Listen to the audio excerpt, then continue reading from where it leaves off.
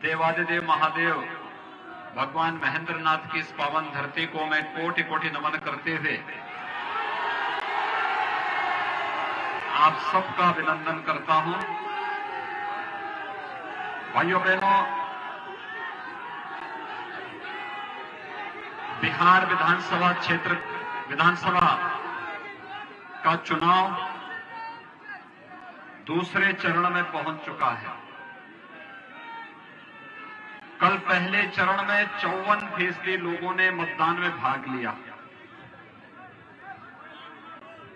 वैश्विक महामारी कोरोना के बावजूद बिहार की जनता जनार्दन का चुनाव के प्रति जो भाव है, लोकतंत्र के प्रति जो भाव है, वो अभिनंदनीय है। और इस दृष्टि से मैं आज के इस अवसर पर बिहार की जनता का अभिनंदन कर रहा हूं कि इन्होंने कोरोना जैसी महामारी का पस्त करते हुए अपने उत्साह और उमंग का जो परिचय दिया है वो सचमुच अभिनंदनीय है। मेरी आप सबसे अपील है, कभी कोरोना की बीमारी समाप्त नहीं हुई है। हमने कोरोना की बीमारी पर कुछ हद तक नियंत्रण किया है। और भाइयों बहनों, जब तक बीमारी पूरी तरह समाप्त नहीं हो जाती है या जब तक वैक्सीन आपके जेब में नहीं आ जाता है, तब तक हमें प्रधानमंत्री मोदी जी की 2 बातों को ध्यान में रखना होगा कि बीमारी के प्रति कभी भी असावधानी नहीं होनी चाहिए।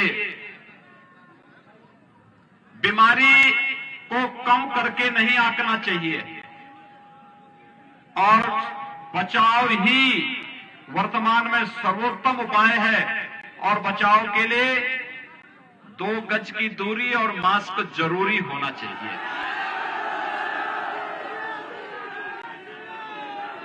मैं कोरोना कालखंड के दौरान जब लॉकडाउन प्रारंभ हुआ था, तो भाइयों बहनों, लॉकडाउन के दौरान मैंने इस बात को देखा, बड़ी मात्रा में महाराष्ट्र से, पंजाब से, दिल्ली से, राजस्थान से, उत्तर प्रदेश और बिहार के कामगार श्रमिकों को, नौजवानों को अपना रोजी रोजगार छोड़ करके अपने गांव घर के लिए वापस आने के लिए मजबूर होना पड़ा था। और उस दौरान भले ही महाराष्ट्र के अंदर, दिल्ली के अंदर, पंजाब के अंदर, राजस्थान के अंदर, उत्तर प्रदेश, बिहार, झारखंड, बंगाल के नौजवानों की उपेक्षा हुई हो, लेकिन जैसे वे उत्तर प्रदेश के अंदर पहुंचे, पूरा शासन, पूरा प्रशासन वहां पर उन सबके सहयोग के लिए, उनके स्वागत के लिए और उन्हें हर संभव सहायता देने के लिए वहां पे तत्पर खड़ा था। लोग मुझसे पूछते थे कि आखिर इतनी बड़ी व्यवस्था क्यों? तो मैंने कहा था, देखिए, वैश्विक महामारी ये लड़ाई एक व्यक्ति की नहीं है, पूरे देश की लड़ाई है, मानवता को बचाने की लड़ाई है। और फिर अगर बिहार के लोग उत्तर प्रदेश से होकर के जाएंगे तो ये तो हमारा दायित्व बनता है। वैसे भी मां सीता के मायके का होने के नाते बिहार के नागरिकों का, वहां के नौजवानों का स्वागत करना हमारा दायित्व बनता है। और भाइयों बहनों, आपने देखा होगा उत्तर प्रदेश के अंदर किसी को कोई समस्या नहीं हुई, हमने होने भी नहीं दी। सबके रहने की, सबके खाने की, सबके घर तक पहुंचाने की कुशलतापूर्वक व्यवस्था करने का कार्य किया। और हम सब आभारी हैं प्रधानमंत्री मोदी जी के, जिन्होंने लॉकडाउन प्रारंभ होते ही गरीब कल्याण पैकेज की घोषणा करके गरीबों के लिए अन्न की व्यवस्था, गरीबों के लिए रोजगार की व्यवस्था, गरीबों के खाते में पैसे देने की व्यवस्था पूरी मजबूती के साथ किया। ये तकनीक का भी और शासन की दृढ़ इच्छा शक्ति को भी परिचय देने वाला फैसला था। 20 लाख करोड़ रुपए का आत्मनिर्भर पैकेज। भाइयों बहनों, आज तक कभी नहीं इतना बड़ा पैकेज मिला जो प्रधानमंत्री मोदी जी ने देश की जनता के हित में कदम उठाए थे। हर एक नौजवान के लिए रोजगार की व्यवस्था के लिए, हर एक के स्वावलंबन के लिए, भारत की अर्थव्यवस्था को फिर से एक नई ऊंचाइयों तक पहुंचाने के लिए जो कदम उठाए गए थे, वह अभिनंदनीय कदम है। और आज उसी का परिणाम है कि आपकी दृढ़ इच्छा शक्ति के सामने कोरोना परास्त हो रहा है, पुष्ट हो रहा है और भारत विजयी हो मुद्रा में आगे बढ़ते हुए जा रहा है। जैसे बिहार के इन नौजवानों के उमंग ने, उत्साह ने कोरोना को पस्त किया है, भाइयों बहनों, ऐसे ही जातिवादी और वंशवादी ताकतों को बिहार के अंदर फिर से पस्त किए जाने की आवश्यकता है। और उन्हें पस्त करने के लिए, आप सबका आह्वान करने के लिए मैं आपके बीच आया हूं। हम सब जानते हैं, आज से 15 वर्ष पहले बिहार के सामने अपनी पहचान को छुपाने की एक मजबूरी आ गई थी। पहचान का एक संकट खड़ा कर दिया था कुछ लोगों ने। कौन वे लोग थे? ये लोग वही थे जो आज फिर से रोजगार का झुंझुना पकड़ा करके जनता की आंखों में धूल झोंकना चाहते हैं। याद करिए, 15 वर्ष पहले इनके जंगल राज को जब इन्होंने जाति के नाम पर परिवारवाद की राजनीति को बढ़ावा दिया और परिवारवाद के नाम पर भ्रष्टाचार को बढ़ावा देकर के बिहार में जंगल राज की स्थिति पैदा कर दी थी और बिहार के नौजवानों के सामने अपनी स्वयं की पहचान को छुपाने की एक मजबूरी सामने आ चुकी थी। भाइयों बहनों, पिछले 15 वर्षों के दौरान श्री नीतीश कुमार जी के नेतृत्व में विकास और सुशासन की जिस यात्रा को बिहार ने तय किया है, यही एक समृद्ध और खुशहाल बिहार का मार्ग प्रशस्त करता है। और इसी खुशहाल और समृद्ध बिहार के लिए आपका आह्वान करने के लिए आज विशेष रूप से मुझे आपके बीच में यहां आने के लिए मजबूर होना पड़ा है। भाइयों बहनों, बिहार अपनी युवाओं की ऊर्जा के लिए जाना जाता है। बिहार यहां के नौजवानों की प्रतिभा को दुनिया मानती है। यहां के नौजवानों की ऊर्जा और यहां के नौजवानों की पूरी प्रतिभा आज दुनिया उसका लोहा मानती है। लेकिन भाइयों बहनों, ये जातिवादी और परिवारवादी ताकतों ने बिहार की इस पहचान को, बिहार के युवाओं की इस ऊर्जा को, इस प्रतिभा को पूरी तरह कुंद करने का कार्य किया। लेकिन आज एक बार जब विधानसभा के चुनाव हो रहे हैं तो मैं आप सबका आह्वान करना चाहता हूं। आज आपके सामने कांग्रेस और राजद के लोग तमाम प्रकार की ताकतों के साथ जो समाज के विरोधी हैं, जिनके द्वारा हिंसा और हिंसा के अलावा कोई दूसरा उनके सामने कोई दूसरा मार्ग नहीं, उन लोगों के साथ गठजोड़ करके जैसे फिर से यहां की विकास को बंधक बनाना चाहते हैं, उसी पर आपका आह्वान करने के लिए मैं आपके बीच आया हूं। आपने 6 वर्ष पहले प्रधानमंत्री के रूप में मोदी जी का चयन किया और जब मोदी जी देश के अंदर प्रधानमंत्री बने, उन्होंने देश की राजनीति की धुरी को बदलने का कार्य किया। आपने देखा होगा, प्रधानमंत्री के रूप में देश की राजनीति की धुरी को बदलने का जो कार्य प्रधानमंत्री मोदी जी ने किया है, उस कारण, ये पोस्टर उठा दो भैया,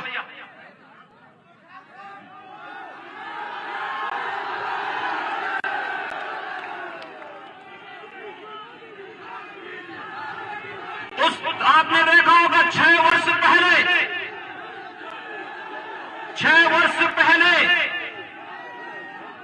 आपने देखा होगा 2004 से 2014 तक इस देश के अंदर कांग्रेस के नेतृत्व में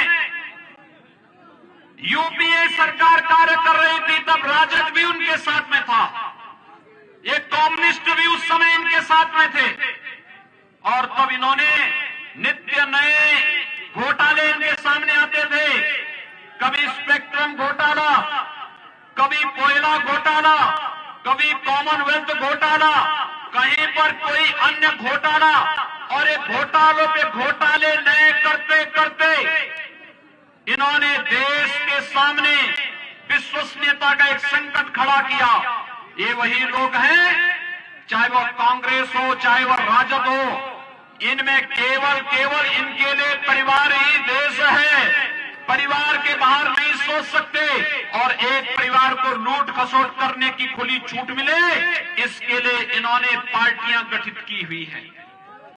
भाइयों बहनों, ये वही लोग हैं जो नारा लगाते थे और जिस देश को कहते थे कि इस देश के संसाधनों पर पहला अधिकार किसी मजहब विशेष के बारे में कहते थे कि इस देश के संसाधनों पर इनका अधिकार है। कहां ले गए थे देश को? और आज तो जब 2014 में प्रधानमंत्री के रूप में मोदी जी आए, तो मोदी जी ने पहली बात कही थी, देश के संसाधनों पर इस देश के गरीबों का अधिकार है, इस देश के गांव का अधिकार है, नौजवानों का अधिकार है, किसानों का अधिकार है, महिलाओं का अधिकार है, और इन सब के उत्थान के लिए हम कार्य करेंगे। एक एक के लिए कार्य योजना उन्होंने बनानी प्रारंभ की। गरीबों के लिए प्रधानमंत्री आवास योजना, आप याद करिए, प्रधानमंत्री आवास योजना के अंतर्गत पिछले 6 वर्षों के दौरान 3 करोड़ गरीबों का एक एक आवास बना है। 4 करोड़ गरीबों को विद्युत के निःशुल्क कनेक्शन मिले हैं। 8 करोड़ गरीबों को रसोई गैस के कनेक्शन मिले हैं। भाइयों बहनों, देश के अंदर 10 करोड़ गरीबों को एक एक शौचालय मिला है। 12 करोड़ किसानों को प्रधानमंत्री किसान सम्मान निधि का लाभ मिला है। 15 करोड़ नौजवानों को प्रधानमंत्री मुद्रा योजना में आर्थिक स्वावलंबन का लाभ मिला है, और 35 करोड़ गरीबों का जनधन अकाउंट खोला गया, और 50 करोड़ गरीबों को 5 लाख रुपए सालाना आयुष्मान भारत में स्वास्थ्य बीमा का कवर देने का कार्य प्रधानमंत्री मोदी जी ने किया। कोई गरीब न उनकी जाति है, न मत है, न मजहब है, न क्षेत्र है, न भाषा है। प्रधानमंत्री मोदी जी ने तो एक ही कहा, हम सहयोग करेंगे सबका, कल्याण करेंगे सबका, न जाति के आधार पर, न क्षेत्र के आधार पर, न भाषा के आधार पर, न मत और मजहब के आधार पर, सबका साथ, सबका विकास का भाव देश के अंदर विकास के पथ पर अग्रसर करने के लिए करेंगे। और भाइयों बहनों, प्रधानमंत्री मोदी जी के गरीब कल्याण के इसी कार्यक्रम को जनता ने 2019 में मोहर लगाई। 2019 में जब प्रधानमंत्री मोदी जी फिर से प्रधानमंत्री बने, तो प्रधानमंत्री बनने के बाद देश की जनता ने उन्हें जो समर्थन दिया था, मोदी जी ने एक बात कही, और उन्होंने कहा था कि पहले 5 वर्ष गरीबों के उत्थान के लिए, अगले 5 वर्ष देश के उत्थान के लिए। और प्रधानमंत्री बनने के बाद जो कदम उन्होंने उठाने प्रारंभ किए, पहला कदम था, याद करिए, 3 तलाक की कुप्रथा को सदैव के लिए समाप्त करना।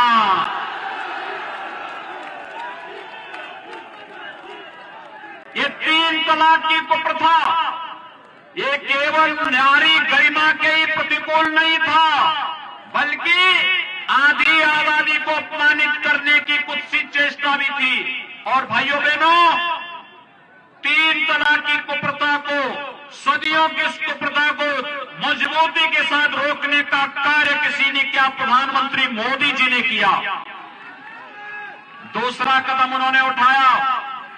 भाइयों बहनों, आज से पहले आपने देखा होगा, इससे पहले 1952 से लेकर के 2019 तक कांग्रेस सरकार के समय में कांग्रेस की सरकार ने व्यवस्था कर दी थी, कश्मीर में, कश्मीर के बाहर का व्यक्ति जमीन नहीं खरीद सकता था, और भाइयों बहनों, मोदी जी ने आपको छूट दे दी है।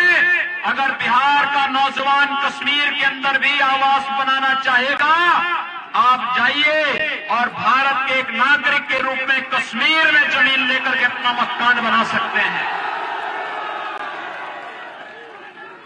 कश्मीर में धारा 370 को सदैव के लिए समाप्त कर दिया।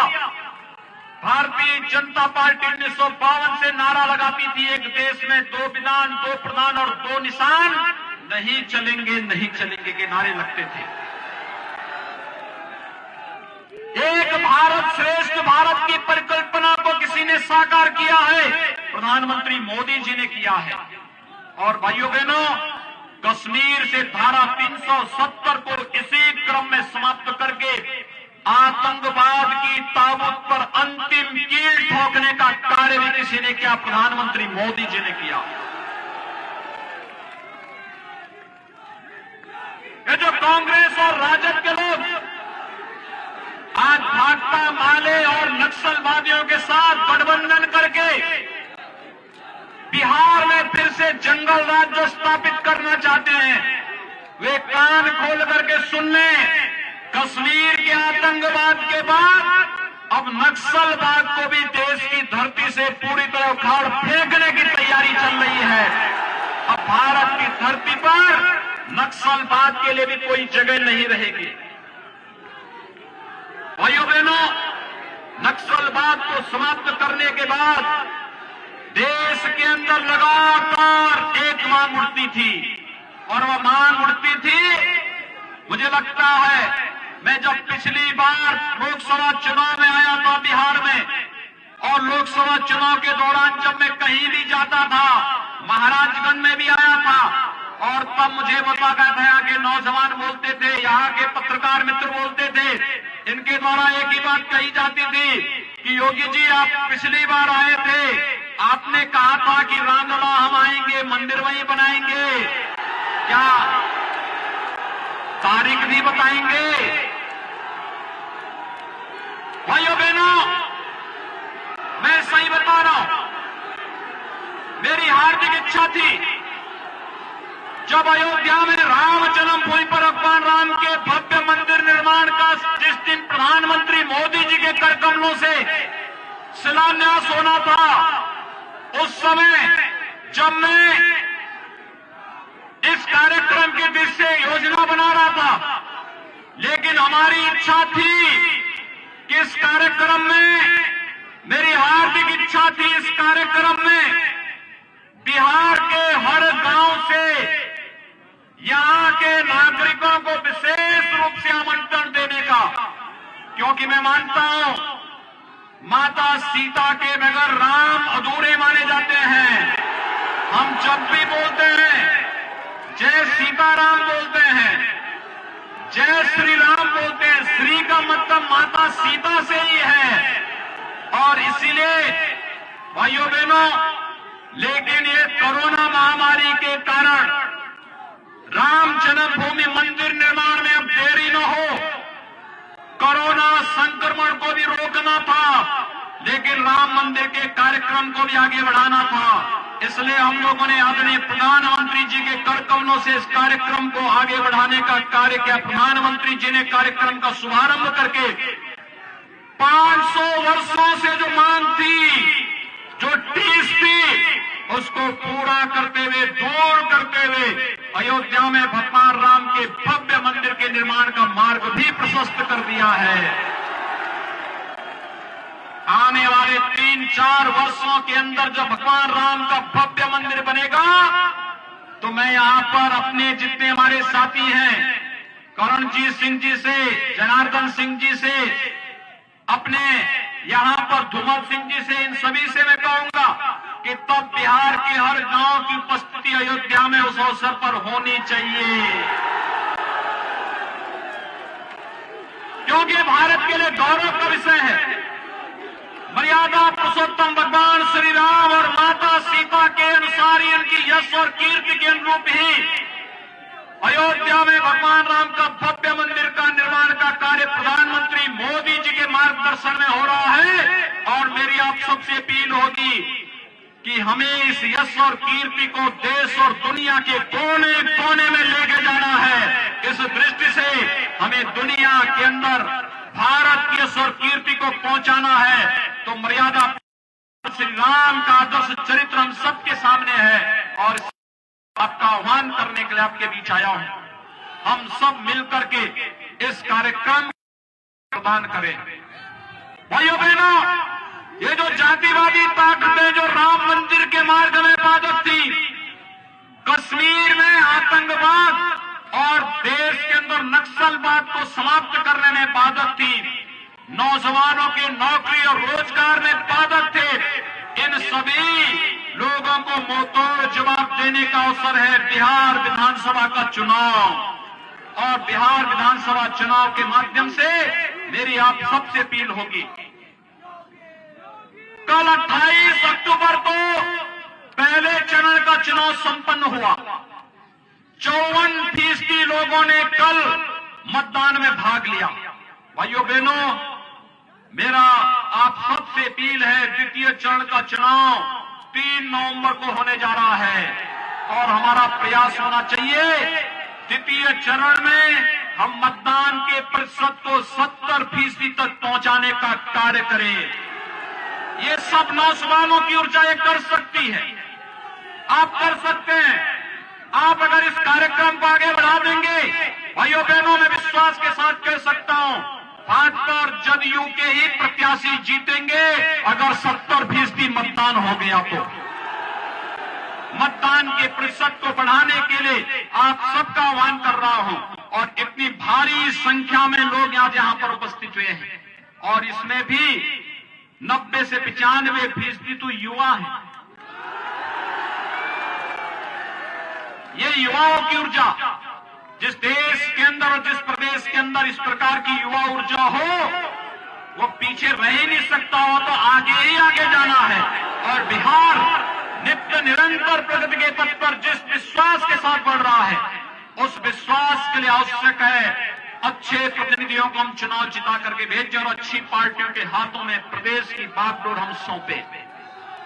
और इस दृष्टि से भारतीय जनता पार्टी ने दरोदा विधानसभा क्षेत्र से श्री करणजीत सिंह जी को भारतीय जनता पार्टी ने प्रत्याशी बनाया है और एकमा विधानसभा क्षेत्र से श्रीमती सीता देवी जी को जदयू ने यानी एनडीए ने अपना प्रत्याशी बनाया है।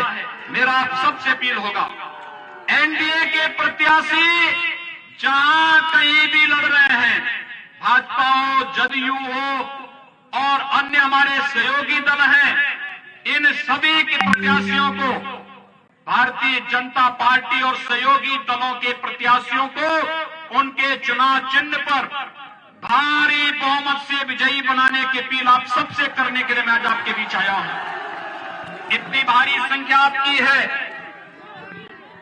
इतनी भारी संख्या में आप लोग उपस्थित हुए हैं।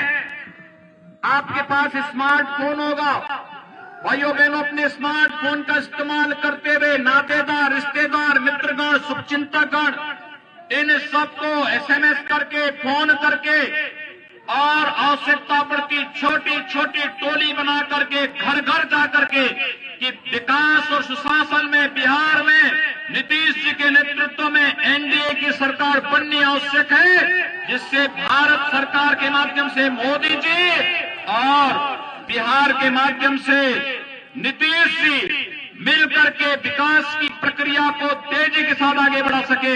यह अपील करते हुए मैं आप सबका आह्वान करता हूं, 3 नवंबर को भारी बहुमत से बीजेपी, जदयू और सहयोगी दलों के प्रत्याशियों को भारी बहुमत से विजयी बनाने की अपील आप सबसे करते हुए वाणी को देता हूं विराम।